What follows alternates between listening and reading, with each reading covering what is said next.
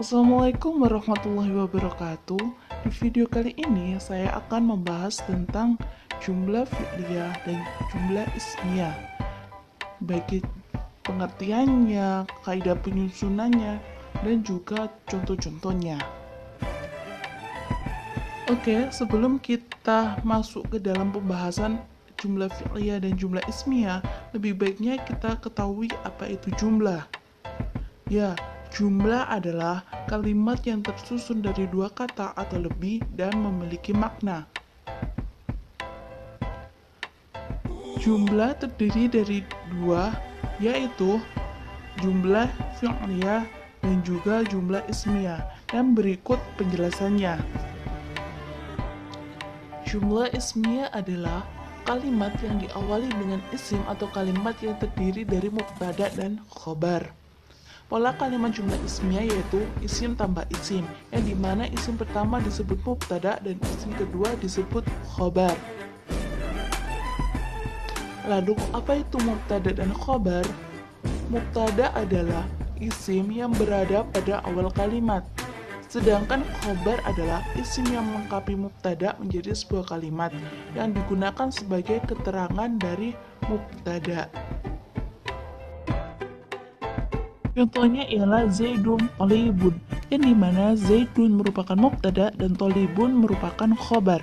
Tolibun di sini menjelaskan tentang Zaidun, yakni Zaidun merupakan seorang siswa laki-laki. Jumlah ismiyah mempunyai kaidah penyusunan, yaitu yang pertama, mubtada dan khobar harus dalam keadaan rofa. Yang kedua, mubtada harus dalam bentuk ma'rifah. Dan yang ketiga ialah mubtada dan khobar harus sama jenis. Dan yang keempat ialah mubtada dan khobar harus sama bilangan. Yang pertama ialah mubtada dan khobar dalam keadaan rofa. Dan berikut merupakan contoh-contohnya. Kedua ialah mubtada harus ma'rifah atau khusus. Isim yang termasuk ma'rifah itu ada 4. Yang pertama isim alam atau nama benda, nama orang ataupun nama tempat. Isim domir yaitu kata ganti orang. Isim isyarah kata tunjuk, dan isim yang ditambahi dengan alif lam. Yang ketiga ialah mubtada dan khobar harus sama jenis. Contoh yang pertama ialah at-talibu makhirun. Di sini at-talibu merupakan mubtada yang berjenis mudzakkar atau laki-laki, sedangkan mahirun merupakan khobar yang juga berjenis mudzakkar atau laki-laki. Sedangkan contoh yang kedua ialah at-talibatu makhiratun. At-talibatu di sini mubtada yang mempunyai jenis mu'annas atau perempuan, sedangkan makhiratun merupakan khobar yang juga berjenis mu'annas atau perempuan.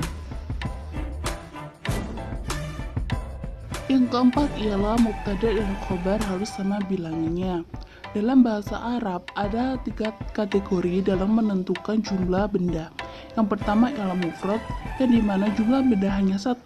Yang kedua ialah mutsana, jumlah benda ada 2. Yang ketiga ialah jamak, jumlah benda lebih dari 2. Bisa dilihat di contoh yang telah saya berikan. Di situ merupakan contoh dari mubtada dan khobar yang sama bilangannya.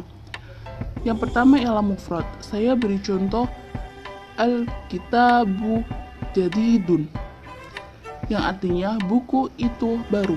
Jumlah buku di sini ialah hanya 1. Yang kedua ialah mutsana, yang saya beri contoh al-kitabani jadidani. Al-kitabani merupakan mutsana dari kitabun, dan jadidani merupakan mutsana dari jadidun, yang artinya 2 buku itu baru. Yang ketiga ialah jamak. Saya beri contoh al-kutubu jududun.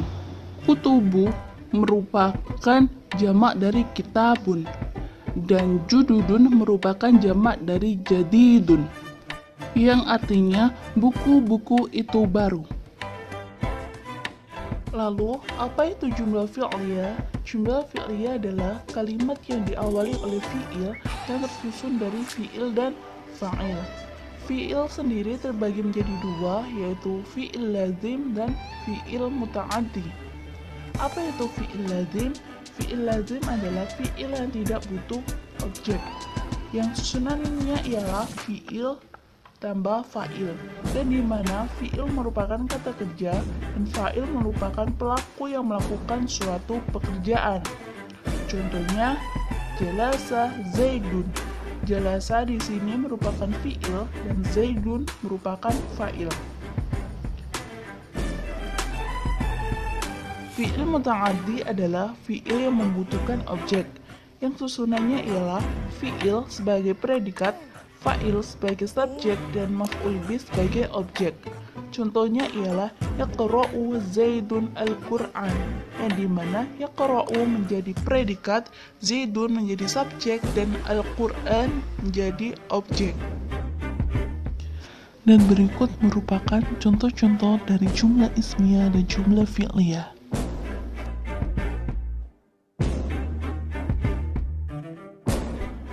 Oke, sekian penjelasan saya tentang jumlah ismiyah dan jumlah fi'liyah.